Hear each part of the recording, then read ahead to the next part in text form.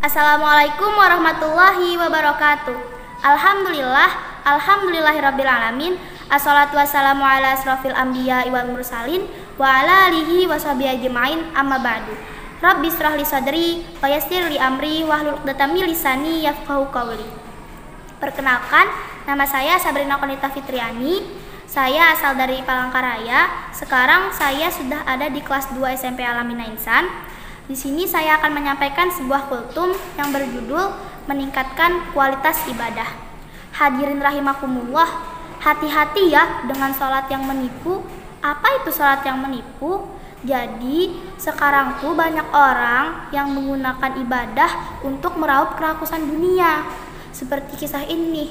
Jadi di zaman Umar bin Abdul Aziz ada seorang pemuda yang emang terkenal dengan rajinnya dia dalam beribadah. Sebut saja pemuda ini si Fulan. Nah, si Fulan ini memang dia rajin banget dalam ibadah. Dia terkenal soleh dan setiap hari dia selalu melakukan ibadah-ibadah yang baik. Tapi sayang beribu-ribu sayang, ternyata ibadahnya itu mempunyai tujuan bukan karena Allah Subhanahu wa Ta'ala, melainkan karena yang lain. Hal itu jelas saat Umar menanyakan kepadanya, "Ya Fulan, jika kau kuberikan sebuah koneksi jabatan tertentu di pemerintahan, apa yang akan kau berikan kepadaku?" Si Fulan menjawab dengan penuh semangat, "Ya Umar, ya Khalifah, aku akan memberikanmu hadiah ini, itu, dan itu," katanya dengan penuh semangat. Dan di situ kita bisa nyimpulkan, dan itu udah jelas banget bahwasanya sholat yang selama ini ia lakukan adalah untuk agar dia bisa disanjung oleh banyak orang, diakui oleh banyak orang bahwa dia itu si ahli ibadah. Dan Umar menyebut ibadahnya ini, menyebut sholatnya ini sebagai sholat yang menipu.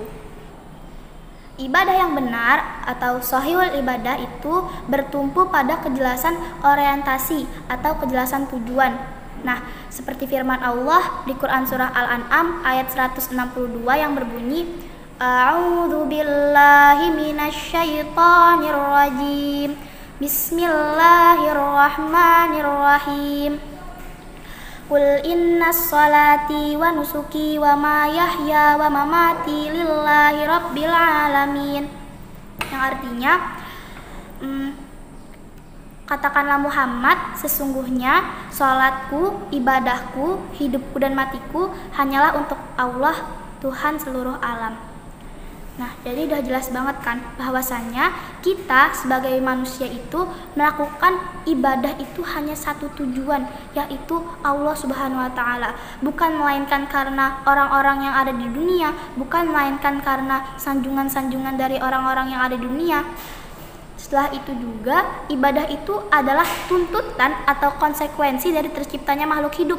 Seperti firman Allah di Quran surah Al-Baqarah ayat 21 yang artinya, "Wahai manusia, sembahlah Tuhanmu yang telah menciptakan kamu dan orang-orang sebelum kamu agar kamu bertakwa." Selanjutnya juga ada di Quran surah Ad-Dariyat ayat 56 yang artinya, "Aku tidak akan menciptakan jin dan manusia melainkan hanya untuk beribadah kepadaku." Dan dari dua ayat ini udah jelas banget nih bahwasanya manusia dan makhluk-makhluk lain itu diciptakan itu ya hanya untuk beribadah kepada penciptanya, yaitu Tuhan kita yang Maha Esa, Allah Subhanahu wa Ta'ala. Selanjutnya, adapun dari tujuan ibadah itu adalah untuk meraih derajat takwa. Seperti firman Allah di Quran surah Al-Baqarah ayat 21 tadi yang artinya, Wahai manusia, sembahlah Tuhanmu yang telah menciptakan kamu dan orang-orang sebelum kamu agar kamu bertakwa. Selanjutnya juga ada di Quran surah Al-Baqarah ayat 183 yang artinya yang berbunyi, A'udzu billahi minasyaitonir rajim. Bismillahirrahmanirrahim. Ya ayyuhalladzina amanu kutiba alaikumusyiyamu kama kutiba alal ladzina min qablikum la'allakum tattaqun. Yang artinya, wahai orang-orang yang beriman, diwajibkan atas kamu berpuasa sebagaimana diwajibkan atas orang-orang sebelum kamu agar kamu bertakwa. Nah, jadi dua ayat ini juga udah jelas banget bahwasanya ibadah itu dilakukan untuk meraih derajat takwa. Nah, jadi makin kesini, mari kita perbaiki lagi ibadah kita. Mari kita perbaiki tujuan dari ibadah kita. Mari kita perbaiki lagi ibadah kita dan mari lagi kita tingkatkan ketakwaan kita dalam beribadah. Selanjutnya ada parameter ibadah. Jadi parameter ibadah yang benar itu adalah sikap ihsan. Apa itu sikap ihsan? Nah, sikap ihsan itu adalah merasa selalu dalam pengawasan Allah Subhanahu wa Ta'ala. Nah, itu udah jelas banget bahwasanya dimanapun kita berada, kita selalu harus merasa dalam pengawasan Allah, karena Allah tuh selalu ada dimanapun kita berada. Jadi mau itu di tempat rame, mau itu di tempat sepi, terapkanlah sikap ihsan, yaitu merasa Allah itu selalu ada. Jadi kita nggak bisa munafik nih sama perilaku kita. Kita di tempat rame rajin, berarti di tempat sepi ya lebih rajin juga dong. Bukan malahan di tempat rame rajin, tapi di tempat sepi malah jadi males. Nah, jadi kalau bahasa lain dari merasa pengawasan Allah ini adalah muraqabatullah. Nah, muraqabatullah ini bisa dilakukan dalam segala aktivitas, mau itu khusus maupun ibadah madhah yaitu umum. Nah, untuk makna ibadah sendiri adalah ketundukan secara total yang dilindasi rasa cinta, takut, dan harap hanya kepada Allah Subhanahu wa Ta'ala. Nah, untuk syarat-syarat diterimanya ibadah itu ada 3. Yang pertama, ikhlas niatnya, yakni hanya mengharap ridho Allah semata, seperti firman Allah di Quran surah Al-Baqarah ayat 5. Selanjutnya yang kedua, benar caranya, yakni menurut syariat Allah, seperti di Quran surah Al-Maidah ayat 48. Dan yang ketiga, mengikuti tuntunan dari Rasulullah seperti yang difirmankan di Quran surah Al-Ahzab ayat 21. Sehingga secara umum semua aktivitas yang dilandasi dengan rasa niat dan mengharap ridho Allah, maka itu akan dinilai ibadah jika dia tidak menentang syariatnya. Ya. Setelah itu di sini tuh ada beberapa nasihat penting nih mengenai ibadah. Nasihatnya yang pertama adalah beribadahlah seolah-olah kamu sedang melihat Allah. Tapi jika kamu tidak melihatnya, maka ketahuilah dia melihatmu.